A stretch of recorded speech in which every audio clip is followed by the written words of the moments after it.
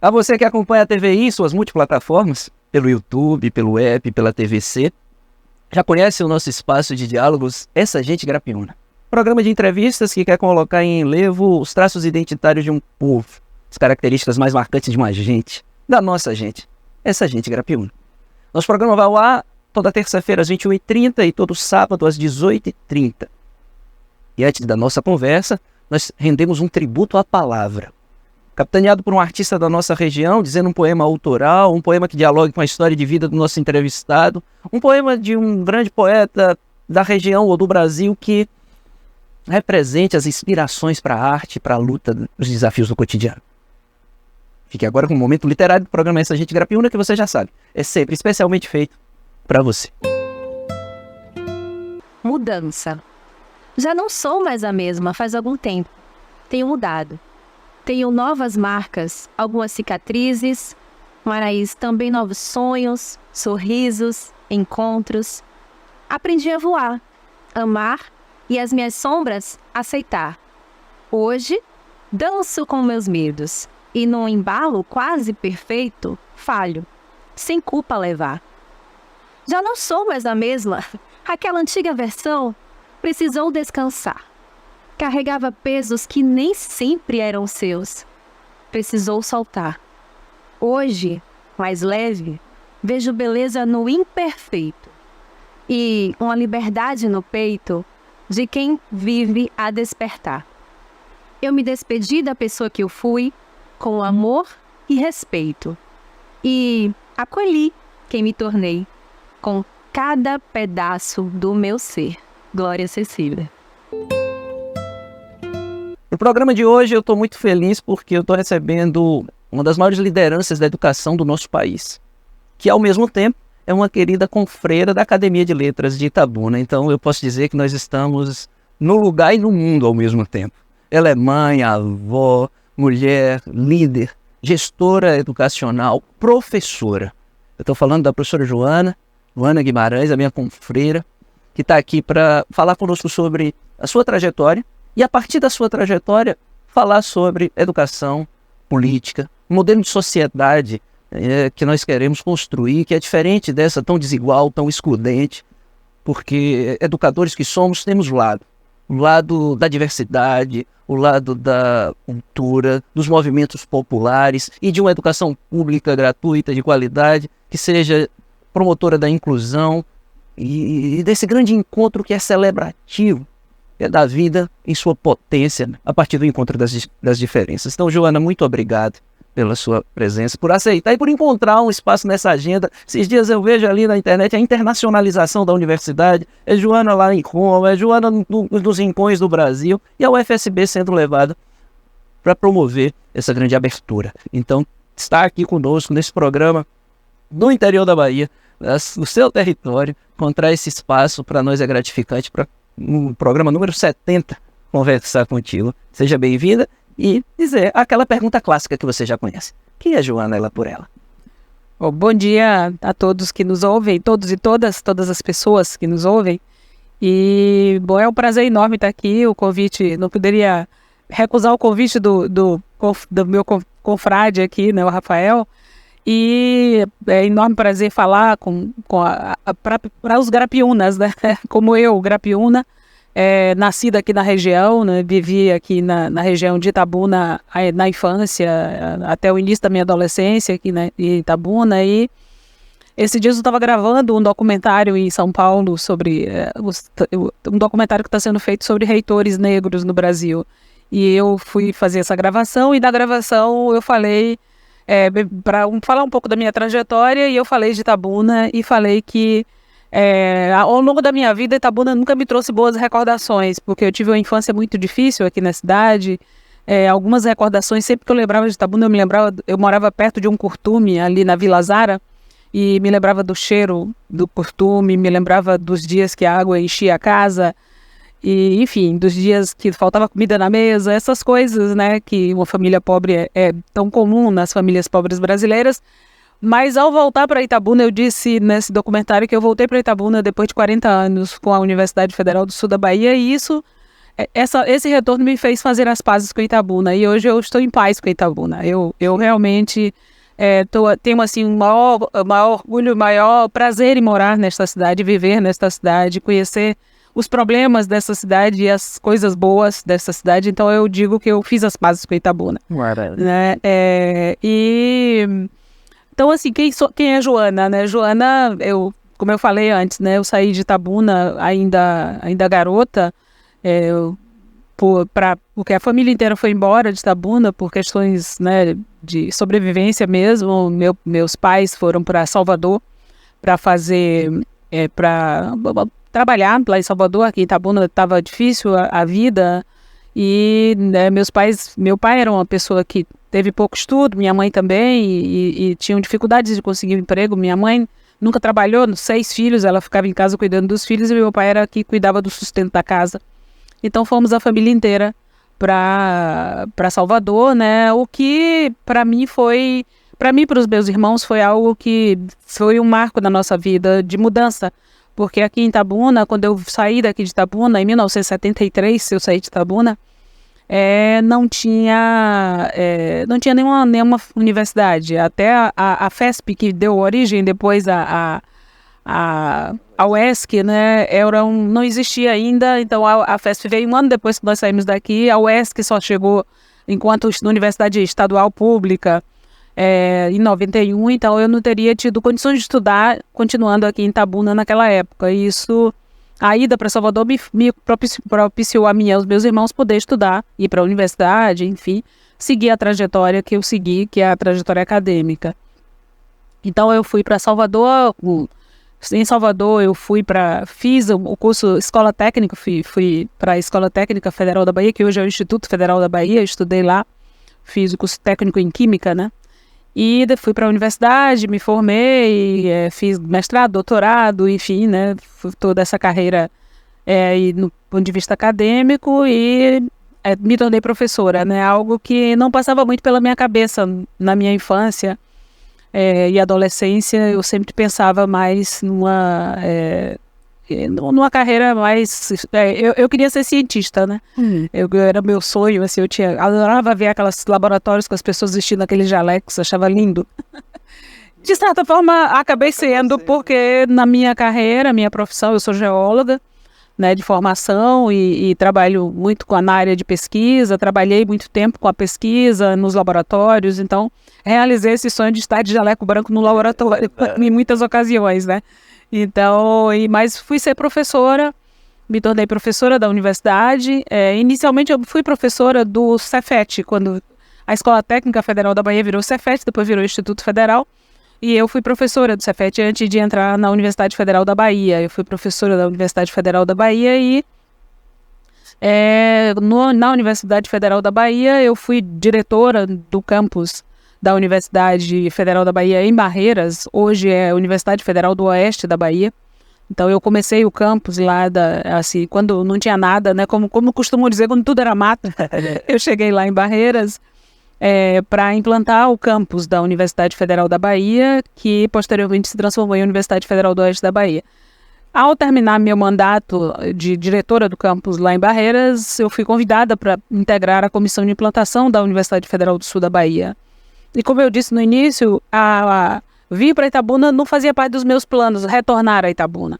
Porque eu construí minha vida fora, em outros lugares. Eu estudei fora, fiz minha graduação, comecei na UFBA e terminei na Federal do Rio Grande do Sul, né? Porque eu casei cedo, ainda estudante. 2 estudantes, eu e o meu marido éramos 2 estudantes, juízo nenhum, né? Não tinha um centavo no bolso, mas resolvemos casar. Coisas da juventude. E fui para o Rio Grande do Sul com ele, que foi fazer um mestrado, e lá eu não tinha terminado ainda a minha graduação, fiz novo vestibular e comecei tudo de novo no Rio Grande do Sul, e me formei em Porto Alegre, na URGS, em Geologia. E voltei para a Bahia depois, e fui fazer mestrado na UFBA, depois fiz o doutorado fora, fiz o doutorado nos Estados Unidos, e, né, enfim... E aí minha carreira entrou aí nesse ritmo mais acadêmico. E minha vida estava constituída em vários lugares. Como eu disse, fui morar em Barreiras depois, voltei para Salvador posteriormente, e aí chegou Itabuna na minha vida retornou à minha vida Itabuna. E inicialmente eu fiquei, né, pensando sobre voltar para Itabuna, o que é que isso significava, né? E de fato foi uma grata surpresa estar aqui de volta e chegar nessa cidade, ver o quanto que essa cidade mudou. Eu, quando estava morando fora, eu sempre retornava a Itabuna. A Itabuna não, a região, na verdade, porque minha família toda é daqui da região, meus avós paternos, maternos, todo mundo de Itajuípe, a cidade onde eu nasci. Itajuípe, e lá tinha toda a minha família sempre, todo mundo do meio rural, meus avós eram trabalhadores rurais, tanto paterno quanto materno, tios e tias, muitos tios viviam na roça ainda, trabalhadores nas fazendas aí, e então eu vinha muito à região, mas ficava mais em Itajuípe ou Ilhéus, que eu tinha tios que moravam em Ilhéus também, então era Itajuípe e Ilhéus. Itabuna era passagem apenas, né, para mim. E aí voltei para Itabuna, cá estou eu em Itabuna e sendo, né, grapiúna na raiz, né, É verdade. papa jaca, adoro jaca, adoro jaca, e é isso, e para mim foi muito bom ter retornado a Itabuna e principalmente ter retornado com essa universidade que eu acho que tem uma grande importância para toda a região aqui do sul da Bahia. Lá se vai uma década da fundação da Universidade Federal do Sul da Bahia. A senhora, como reitora, que balanço faz desses 10 anos de contribuições da UFSB para a nossa comunidade e como modelo de universidade que busca apresentar outros padrões, atender aos desafios, né, desses tempos tão complexos? Como é que a universidade hoje olha para esses 10 anos e se projeta para o que está por...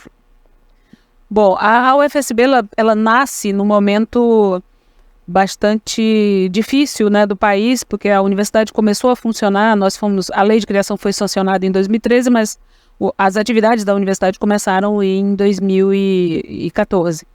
E começou num momento muito difícil do ponto de vista do país, politicamente falando, economicamente falando, estavam num momento muito difícil. A partir de 2014 nós começamos a ter uma dificuldade muito grande do ponto de vista orçamentário.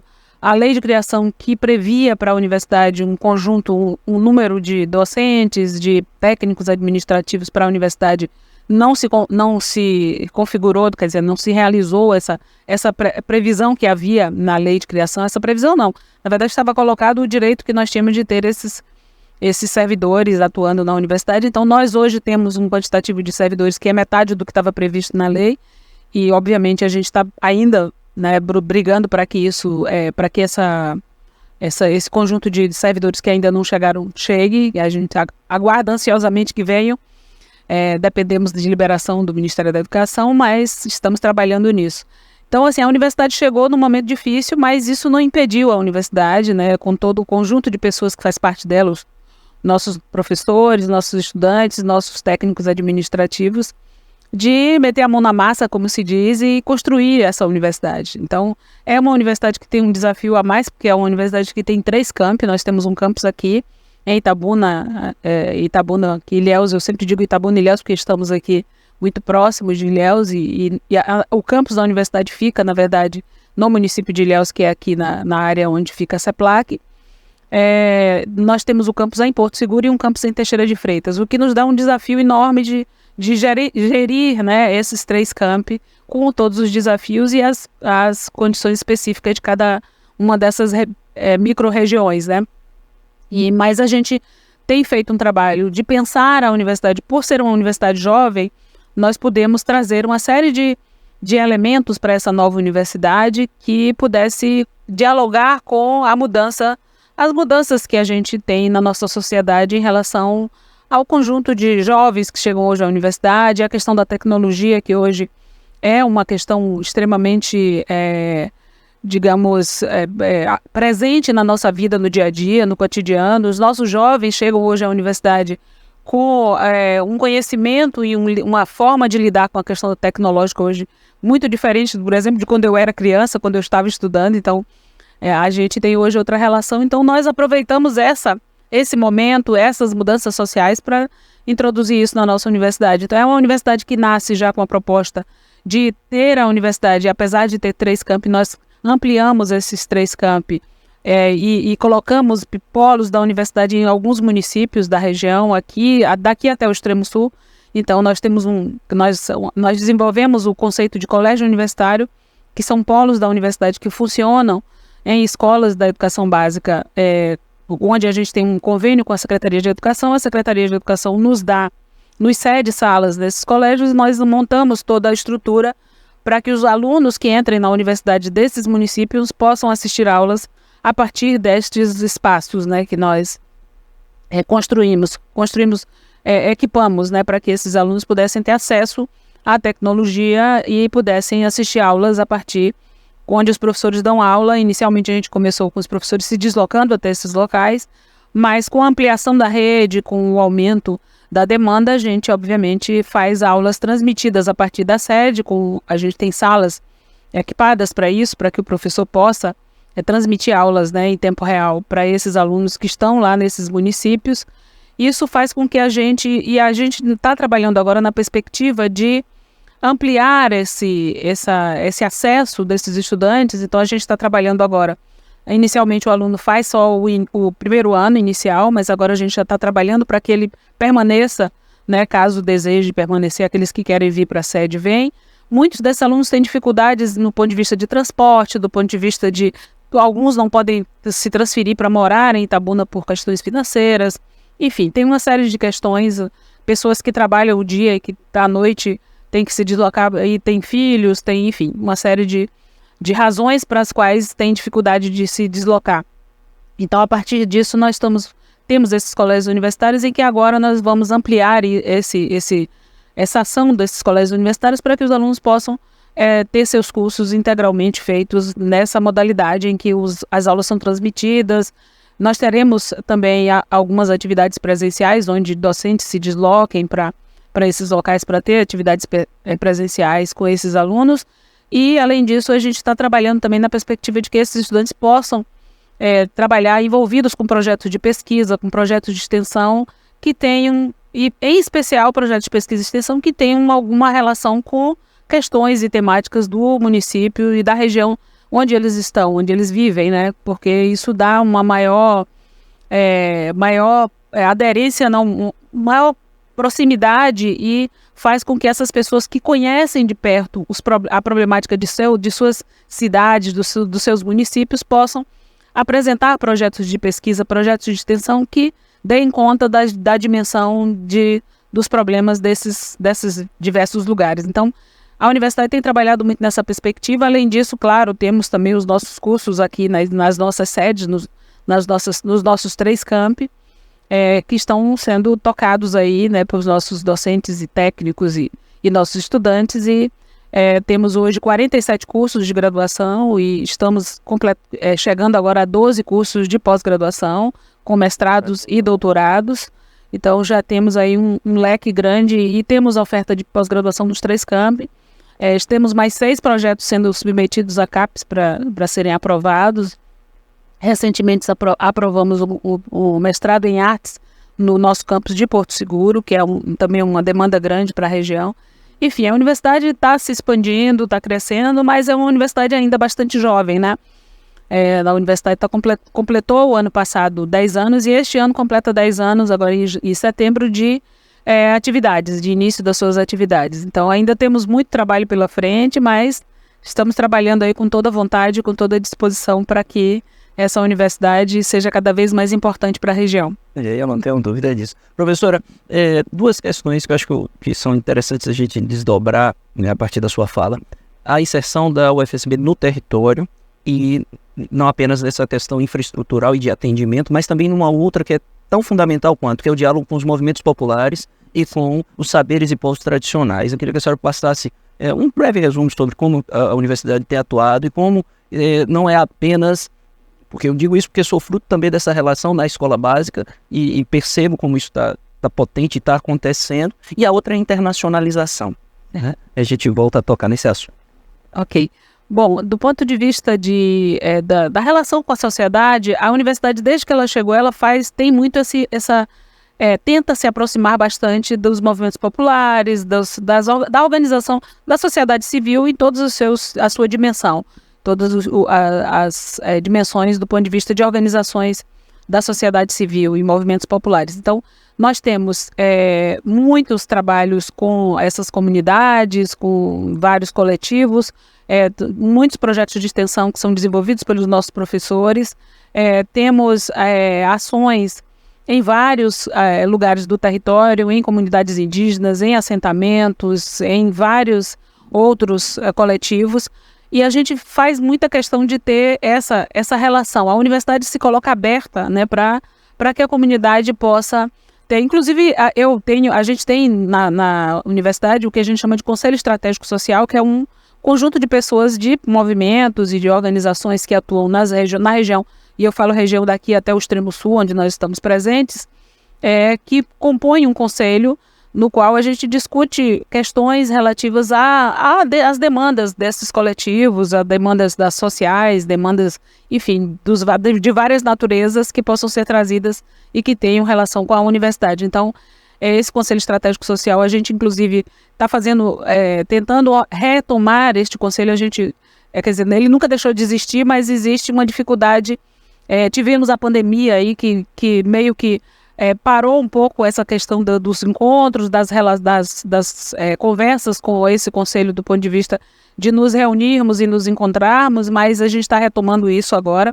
Desde o ano passado a gente está fazendo um esforço para ter reuniões periódicas com esse conselho e poder retomar essas discussões que a gente teve no passado e que a pandemia prejudicou bastante, né? Então, nós temos também na universidade o que nós chamamos mestres de saberes populares. Então, em geral, as pessoas são convidadas a partir de relações com os nossos docentes, relação com os componentes curriculares que são ofertados pela UFSB, pessoas que têm relação com esses componentes e em alguma medida, em alguma questão, em algum ponto de saber, em algum saber específico, popular. Então, a gente traz essas pessoas para ministrar em aulas para os nossos estudantes, né? A partir daí, a gente faz estamos trabalhando, inclusive, para amplificar isso, melhorar a própria questão da remuneração que a gente dá a essas pessoas que vêm para a universidade dar aulas, né, a partir de projetos. Os projetos são propostos pelos nossos docentes e as pessoas vêm para a universidade e dão aulas, né, em alguns momentos nesses cursos, né, que adotaram essa perspectiva de terem mestres dos saberes populares, que a gente chama. Então já tivemos muitas pessoas que vieram para a UFSB dar aula. Além disso, dessa questão dos mestres dos saberes populares, nós trabalhamos também nos nossos projetos de pesquisa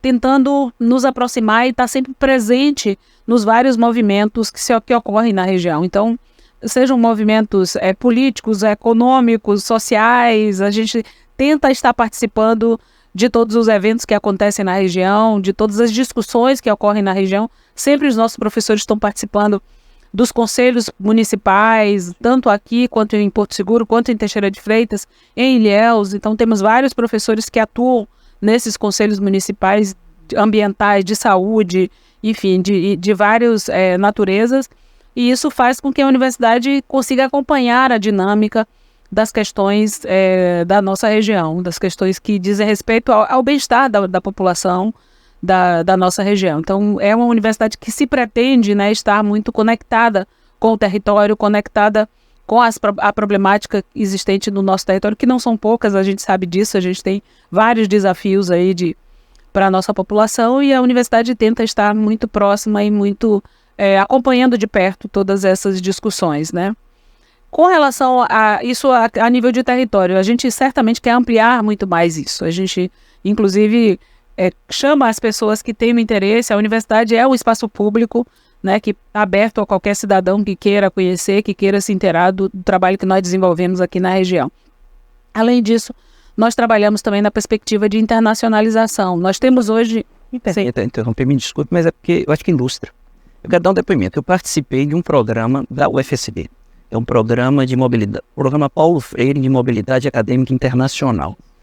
Para os nossos telespectadores que não conhecem, é um programa de diálogo entre a universidade, os docentes da educação básica da rede estadual, através do CUNE, que é o Colégio Universitário que a professora apresentou muito bem, e junto com eles os estudantes da UFSB que estavam em estágio e em projetos na escola. Nós fomos para o Uruguai, conhecer o sistema educacional uruguaio e suas multimodalidades, e por meio desse projeto, com todas as despesas custeadas, e depois desenvolvemos outros projetos em cima disso. Foi uma experiência única e transformadora para a carreira de muitas pessoas ali, para o fazer pedagógico dessas pessoas e para a formação daqueles que vieram. Isso no ano de 2017. Depois disso, quais foram os outros projetos? Esse projeto continua, ele volta, reformulado, como é que é? E eu pedi licença para interromper a fala da professora para poder ilustrar o quanto isso transforma, porque, por exemplo, eu formado em geografia, apesar da ciência geográfica expandir o diálogo interdisciplinar, ainda assim há uma fragmentação. Então, a partir desse projeto, a partir de tudo, todos os saberes mobilizados com ele, da interlocução com a universidade, minha pesquisa foi para uma outra direção, ampliando esse olhar. Então, o mestrado foi numa outra área, o doutorado está sendo em outra área.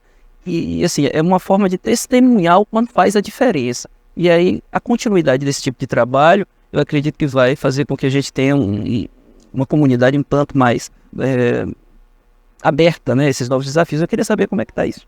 Bom, esse projeto, ele ocorreu, como você falou, foi em 2017, se eu não me engano, foi 2017, e ele foi interrompido, foi descontinuado a partir do próprio MEC, né? Isso foi um recurso que veio a partir do MEC, esse projeto não foi renovado.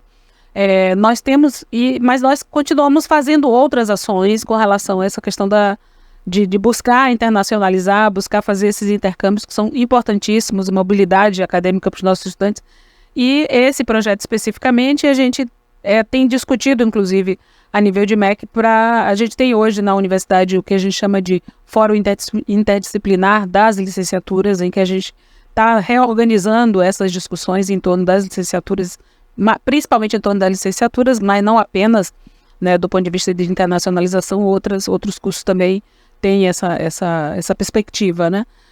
No caso desse projeto específico, ele meio que descontinuou, mas uma pena, porque era um projeto realmente muito interessante. Eu percebia, professora, que o diferencial dele era que incluía o professor da educação básica. Exatamente. Que recebe esse estudante da UFSB para formação, né, dando estágio, supervisionado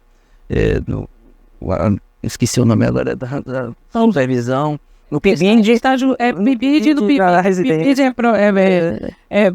iniciação científica, iniciação à docência e o residência pedagógica. Exato. Então, esse professor que muitas vezes não recebe essa formação. Isso. E eu percebi que esse diferencial da UFSB foi entender que esse professor também precisava dessa formação. Sim. A gente continua com a gente tem várias bolsistas PIBID e PIBID, que é o Iniciação à Docência, e o PIBIC e o Residência Pedagógica, que são estudantes que já fazem residências nas escolas. Nós temos também um programa que trabalha junto às escolas de tempo integral, que é nós temos um coordenador de práticas pedagógicas, né, que atua junto às escolas de educação básica. Então, assim, essa proximidade com a educação básica é algo que nos é muito caro. A gente quer muito ampliar e trabalhar nisso, então é um trabalho que tem sido feito e tem sido desenvolvido pelos nossos docentes, apesar da dificuldade que nós temos, como eu falei antes, da falta de professores, do número limitado de professores. Os poucos que nós temos atuam de forma assim, bastante dedicada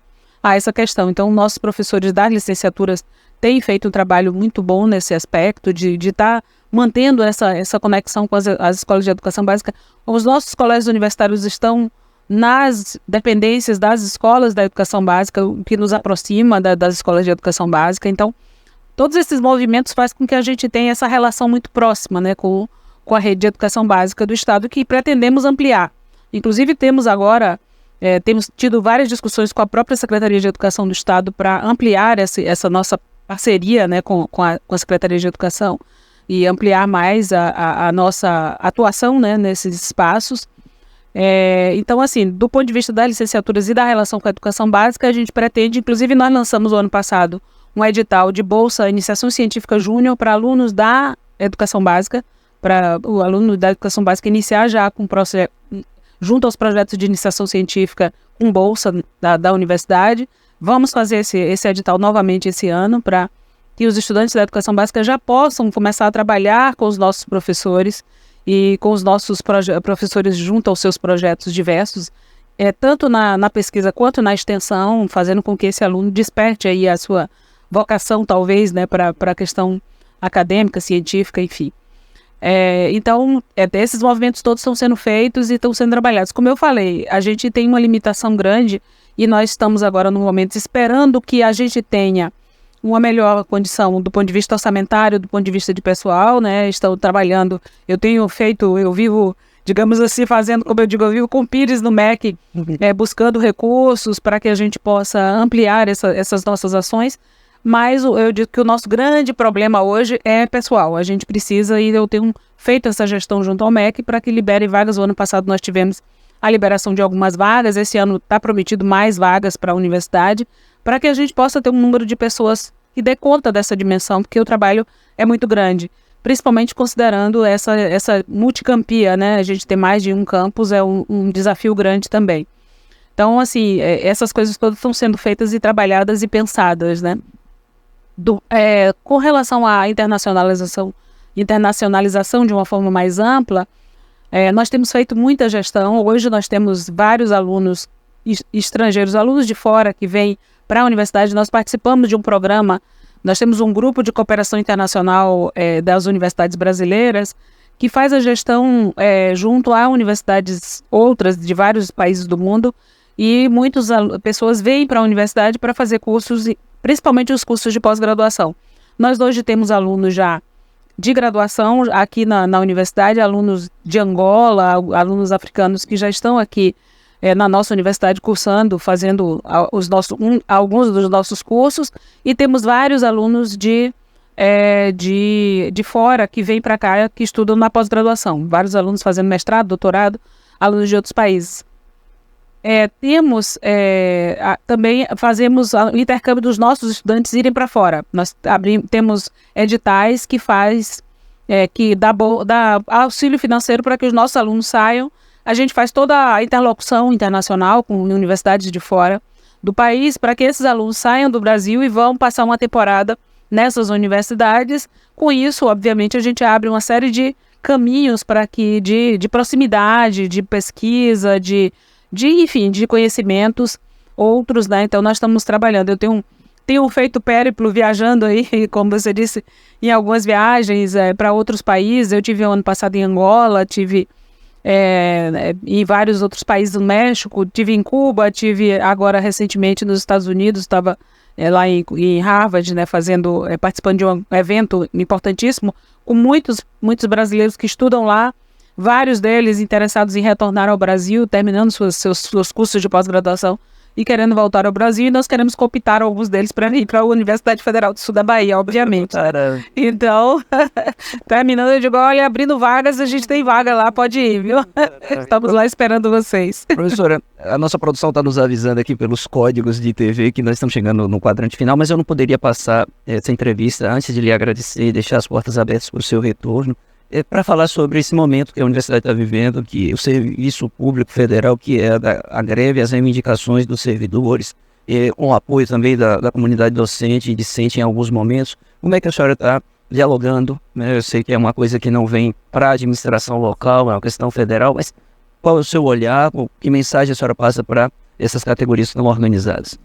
Bom, eu diria que nós estamos vivendo um momento bastante difícil. A categoria tem tido muitos problemas em relação à desvalorização mesmo da carreira, no sentido salarial. Os salários dos técnicos e docentes estão defasados há muito tempo, que nós não temos reajustes e, enfim, a inflação, pelo menos que a gente que se equipare, que se corrija a questão inflacionária que nós tivemos nos últimos anos. Então, eu acho a greve, de certa forma, justa, né, porque, de fato, há uma defasagem, a gente tivemos várias conversas com o governo sobre isso. Há uma defasagem em relação aos profissionais da educação e as demais categorias do serviço público federal. Então, essa disparidade salarial entre a universidade e o serviço público federal é um dos pontos também que está colocado nessas reivindicações. Então, eu acho que, obviamente, é um momento muito delicado do país em relação à questão fazer greve ou não fazer greve. Nós, enquanto gestão da universidade, nós respeitamos o direito de greve dos nossos servidores, né? E entendemos que é um momento... As reivindicações são justas, não diria assim, a greve é a única solução. Eu não sei se eu poderia dizer isso, mas eu acho que a universidade compreende esse momento e, como eu já tive reunião com os comandos de greve, tanto dos técnicos quanto dos docentes, e coloco que a gente respeita todo o movimento e eles estão totalmente livres para fazer seus movimentos e fazer todas as reivindicações que a gente considera que são justas, né?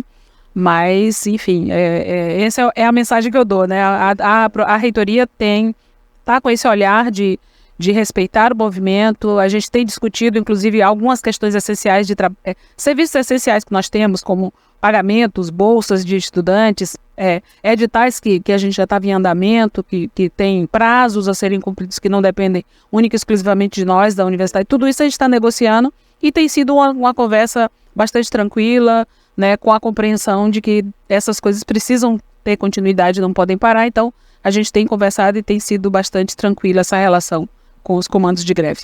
Ontem nós fomos surpreendidos, de ontem para hoje, com uma notícia sobre um professor que não era professor, e aí sai nos blogs, nos sites, de uma forma assim, muito agressiva até, né? Professor falso. O que aconteceu? Na verdade, eu inclusive estava lá no campus, né? Eu visitei nas 2 últimas semanas o campus, tanto de Porto Seguro quanto de Teixeira de Freitas, e estava em Teixeira, inclusive, quando falaram que tinha uma pessoa que estava circulando lá pela universidade. A universidade, como eu disse, a universidade é uma universidade pública, as pessoas têm acesso à universidade, né? Qualquer pessoa pode chegar nos nossos campos, visitar, conhecer, enfim, né? Não é proibido, mas a pessoa tem que se identificar, porque a gente precisa saber quem é que está circulando na universidade. E essa pessoa estava circulando na universidade, ninguém conhecia, e ela estava colocando, inclusive nas suas redes sociais, que era professora da universidade, era professor da universidade. E, obviamente, o professor da universidade tem todo um processo de contratação, os gestores locais dos campos sabem quem são as pessoas que faz parte do nosso quadro de servidores, né? E ele estava circulando, então o pessoal ficou preocupado, porque estava, inclusive, tendo acesso, fotografando espaços, acesso à biblioteca, enfim.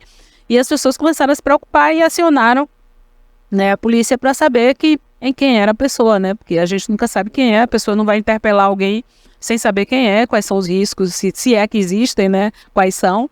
Então fizeram isso, os gestores locais lá no campus de Teixeira de Freitas fizeram essa gestão junto à Polícia Civil, que foi lá, foi questionar a pessoa para saber o que ela estava fazendo, e ela afirmava que era professora da universidade, mas de fato não era, né? E não deu aula. Não deu aula, aula. Olha a falta de compromisso de alguns veículos de comunicação.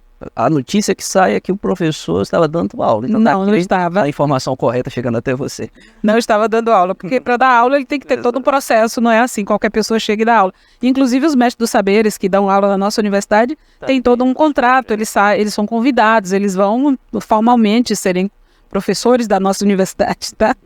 Chegamos ao final desse nosso programa, eu queria deixar aqui a senhora à vontade para fazer essas breves considerações de até breve. Por quê? Vou confessar a vocês, nossa entrevista não dava para ficar em 30 minutos. Eu vou lhe convidar de novo porque o memorial que Joana preparou cuidadosamente com as fotos para serem apresentadas, nós acabamos não conseguindo falar porque os temas da universidade em seus 10 anos acabaram trazendo a discussão para essa dimensão da nossa conversa. Mas espero encontrar um espaço na sua agenda para que a senhora volte, para que a gente fale da Academia de Letras de Itabuna, sobre a sua função, sobre os seus trabalhos e consigamos apresentar essa riqueza que foi o material audiovisual preparado. Então, até breve e muito obrigado pela participação no nosso programa. Agradeço muito e fico à disposição a qualquer momento. Tá? Muito obrigado. Esse foi o Essa Gente Grapiúna, que você já sabe, é feito especialmente para você.